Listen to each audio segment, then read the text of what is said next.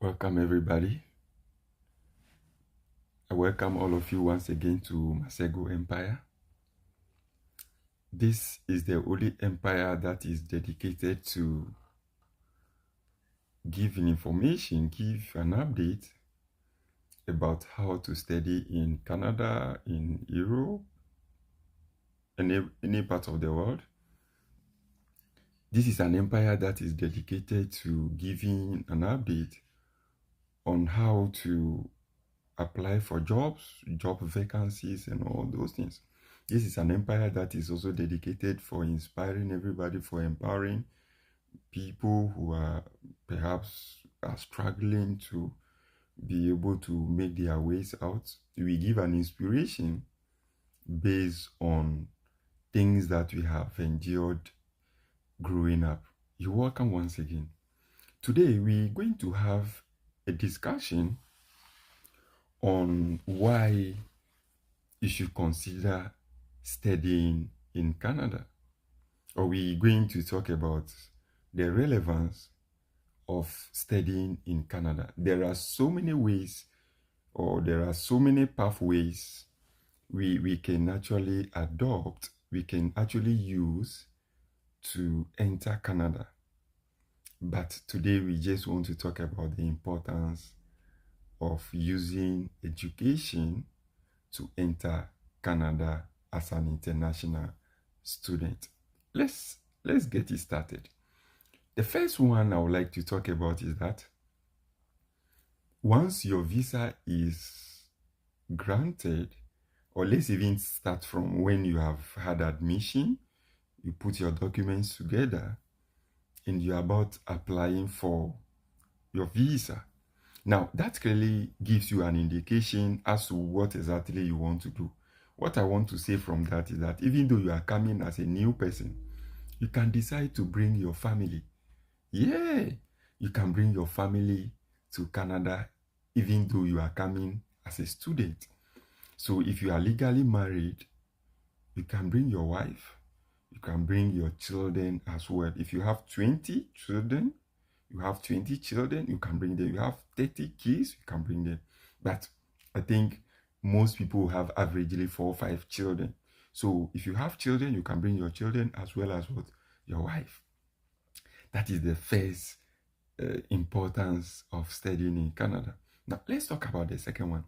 The second importance is that as you are bringing your wife, if you, the man, is coming to study and you want your wife to join you, it means that your wife will actually be given an open work permit.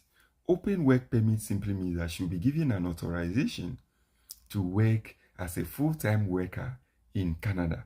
So whilst you, the man, you are studying, or whilst the woman is studying, the man will be given the opportunity to work as a full-time worker. So either your husband or your spouse will be working as a full-time worker. Then you are also studying and working at the same time. You see that? You see how beautiful it is? Yes, Canada is the hot cake destination in the world now. Now, another significance of studying in Canada is that if you are bringing your children on board, your children can actually attend school from grade 1 or from kindergarten to grade 12 without paying tuition fee, without paying school fees. They will attend school for free. Yeah. So you come with your kids, you are attending school, your wife or your husband is also working as a full-time worker. Your kids will also be attending school for free. You see? And you know how quality the educational system is in Canada. The educational system is one of the best in the world.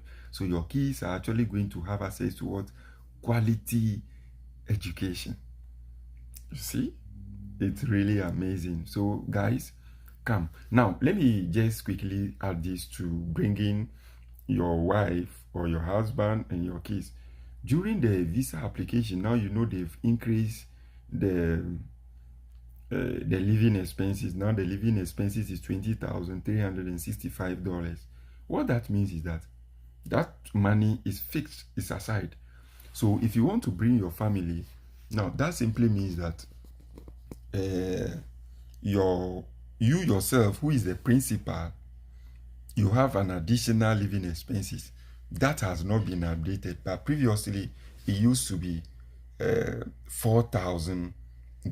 So if you, the principal, you pay a living expenses of 4,000, then you are adding your wife will pay $3,000. If you have two kids, the first kids will pay 3,000, then the second kids will also pay 3,000. Any other family member you are going to add will actually also pay what? 3,000. You see that? That is it. But it's really, really beautiful. Now, let me also be quick to add that if you are somebody who don't perhaps have the means to bring your kids from the beginning, you do not have money, you know, a part of the world, you don't have money, what you can actually do is that you can just come during the application process. When they ask you, will your wife, if you are filling the form for your wife, or you are filling the form for your kids, when they ask you, will this person come to Canada with you now or in the future, you say yes. Now, so whilst you are here, you've done your first semester or your second semester, or you are enrolled in school during the first semester, you can now apply for your wife and your kids to join you. You see, now in that case, it makes the proof of funds a bit lower. It makes the process a bit easier, stress-free. You see that? That is it. It's really good. Now, for those of you who do not know, it's always better to bring your wife to you, because you are working and your wife is also working. You see, it helps both of you to be able to save a lot of money. It helps both of you to even do things in unison. There is a lot of loneliness, or there is a lot of boredom here, but you have your family with you. It really helps you to, keep the hope alive. I'm not saying that everybody should bring his or her wife. You should be able to know who your wife is, and that should be a decision every husband or every wife should make. Now, another thing is that as you are studying, you'll be working at the same time. What that means is that you'll be building your Canadian work experience. So you know how their workplaces rules work, the routine in working over here, some of the difficulties you encounter, some of the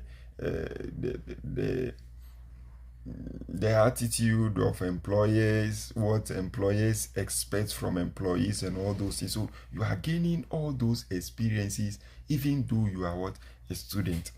That really, really, really helps you. Now, for anybody who wants to come to Canada as an international student, you need to study for a minimum of 8 months. Studying for a minimum of 8 months simply means that those who are coming to do their certificate programs here, certificate programs are actually 1-year programs, and 1-year programs practically is just 8 months, because each semester is just 4 months, so making 8 months. You see, you vacate for first semester. If you vacate, you're going to be home for 2 months, then the second one too for 2 months. So 4 months has been taken out of the calendar, the school calendar year. Then it makes it just 8 months. Even though you come and study for 8 months, you have the opportunity to apply for postgraduate work permits. Postgraduate work permits simply means that you have the opportunity to apply. They'll give you the authorization to work after school to gain Canadian work experience. You see? Now, another importance of using education to come to Canada is that you can have a full funding or full funded scholarship. They'll give you full funding for you to come and study. You are coming to do your graduate or your postgraduate programs here. You have a good CGPA, you have a good academic works, you'll be given a full scholarship. So all you need to do is just to come and study. They'll pay you stipends, they will be giving you allowances, they will give you the opportunity to be a teaching assistant. So basically, you're not going to pay any money.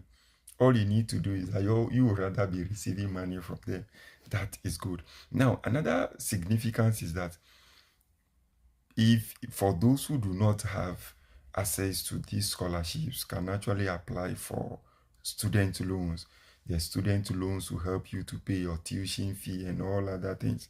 You see, so this is also one of the significance of also coming to Canada to study. Now, the other means of coming to Canada for maybe a long-term stay, they have certain restrictions. But if you want to use education, there is no age limit. You can be 50 years, you can come and study. You can be 92 years, you can come and study. Once you have the strength to learn your course materials and fulfill all the requirements the school wants. So it gives opportunity to so many people. So for those who have realized that it's a bit difficult for them to be able to maybe prepare a better future for their kids, what they do is that even though they may be old, they can decide to just get the opportunity to enter the country and bring their kids, so that at least their kids will have a better future. So age is actually not what a limit to anybody who wants to come to Canada. Now, any international student, this is the big one. Anybody who wants to come to Canada as international student, already, even in your home country, before you relocate to Canada, everybody knows that if I come to Canada and I want to stay, these are the processes that I want to adopt. These processes I want to adopt simply means that you have the opportunity to apply for a permanent residence. Once that is approved, it means that you're going to stay in the country forever.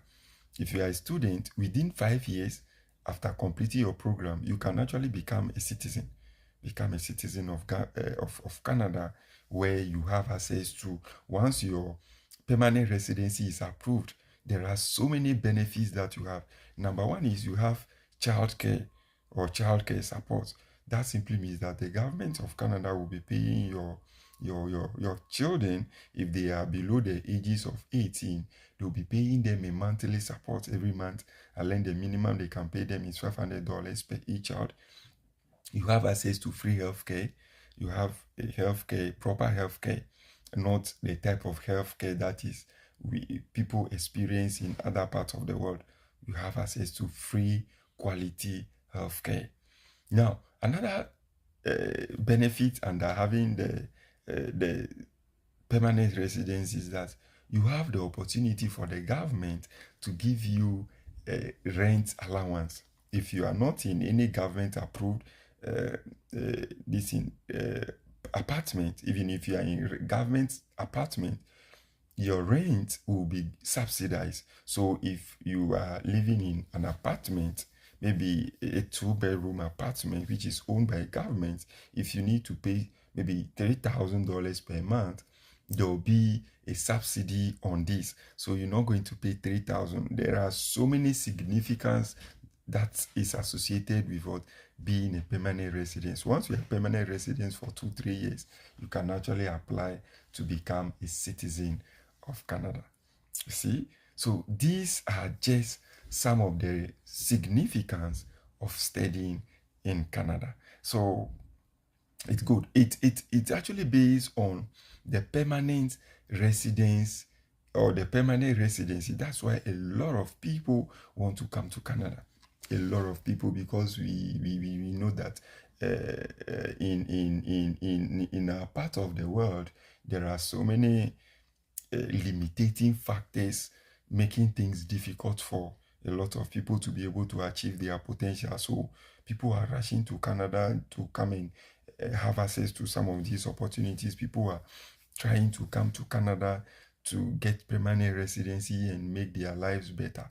So there is so much pressure on their immigration programs. So you see that they are trying to upgrade them and ensure that only a limited number of people, or people who they actually give the opportunity to, they are people who truly needs it. You see, there are a lot of international students who just use the educational route to enter Canada. As they come to Canada, they don't want to study again. Some of them will just go and seek asylum. You see, these are things that they are doing to block chances for other people who would like to come. These are things that they are doing that, these people, they deal with data. They will ask you what means did you use to enter the country. They have data, they have information regarding how people are entering the country. Most of these people are entering the country with education, and once they come, they are seeking asylum. So they know that, a lot of people are not truly interested in coming to study. They are only using education as a means of entering the country. So they begin to tighten the system. They begin to put certain requirements in place that will make it very difficult for people. And to be sincere with you, if you are following their immigration policies, you realize that lately the refusal rate has been very high. I've actually made a video on some of the reasons they give, some of the things that makes it so easy for people to be refused. Lately, the refusal rate is very high. You see that? So these are some of the things. Let me see if there is any question. Good. Onye, you are doing great. Thank you. Thank you, my brother. Patrick Anati, please. Oh, my voice is down. Oh, sorry. And Onye is saying,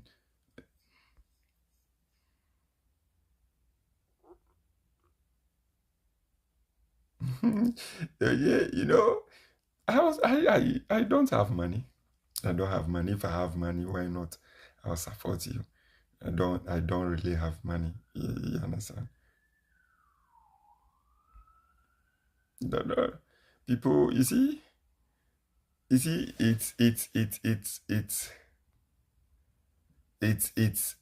really, really sad that we just make financial demands and all these things based on our system. For me, I'm actually a humanitarian. I'm a humanitarian. I'm somebody who has that compassionate heart. I help people if I can and all those things. But it's good to place on record that you can only help people if you have the means to do. You help people if you have the means. You can't give what you do not have. You see, you can't give what you do not have. I do not have money. I just imagine I'm giving money to everybody on this platform. There are so many people who send me messages and all those things requesting for money. I do not have money. I'm actually, those who know my story, I'm actually broke. I'm just trying to maybe change my financial situation from maybe being worse, being broke, to maybe something better. The situation is not good for me where I am. If some of you even donate money and send to me, you contribute money and send to me, I'll actually take it. You see that? So it's based on this that maybe, I don't know, that Facebook realized that I'm doing a good job. They want people to be supporting my page with stars. And I've seen that so far nobody has actually even given me 1 star. A lot of people who give those stars, they are using those emoji to give the stars. Nobody has actually given any stars so far, because based on the information Facebook sent to me, Facebook support team sent me an information that the stars people giving is actually a money they'll be paying. If you're in Ghana, you pay from your Momo or wherever. Nobody has actually given. So it basically means that we are all broke on this page, and maybe I'm the senior broke person. You see that? So that is it. I do not have money. If I have money, why not? If you ask me, I'll support you. If I have money, I have my foundation, Garden Foundation. We are supporting people we do not know. We are supporting people in the deprived communities in Ghana. We donate learning materials. We provide healthcare. We have our livelihood programs in place and all those things. These are things that we actually put on hold for the past, I think, 1 year. Let me say for the past 1 year. We are now preparing, putting plans in place to start in 2024, so that At least we donate learning materials. We want to assist kids who find themselves in deprived communities, children who have the potential but their parents do not have the means. Because I'm coming from a typical village. Those of you who see my pictures, my mom and dad, they are all farmers. I know how they have struggled to be able to send me to school. I tell you my story, things I said, tell you they are the summary version. If I tell you some of the things I've gone through, we're in SHS, sometimes I don't even go to school sometimes. I have to go and do jobs to be able to get money to come and buy foodstuffs. Schools will be in progress. We leave for farm to go and work. It's actually not easy. But I have understood the situation. So you realize that the inspirations I give you, they are based on things I've gone through. There are things I have gone through. So once God has given me a little bit briefing space, I also want to create the opportunity for people who find themselves in these challenging situations, or those who are also struggling very hard, kids who do not have maybe a proper financial background, kids whose parents have broke up, whose parents are poor. If there is anything we can do, is to just help these people by giving them books, is to help them by giving them pen, pencil, eraser, and all those things, providing them with school bags, providing them with school uniforms, providing them with anything that has to do with school. You see that? So that no school child will be left at home. That is what I have decided to do. You see? But I do not have money. I'm sorry. Charlie, guys, enjoy the rest of your afternoon. God be with you. We have another video very soon. I'll be stepping out. I'll show you something. Enjoy the day. God bless you. You are gold in dust. Don't give up. Don't give up. The best is yet to come. Those who do not give up, they are people who achieve victory. Those who do not give up, they are people who see success. Those who do not give up, they are the ones who accomplish their dreams. Those who do not give up, they are the ones that God used to show his mercy. They are the ones God used to show his greatness. Don't give up. Keep pushing. The best will come. You are a golden dust. Bye-bye.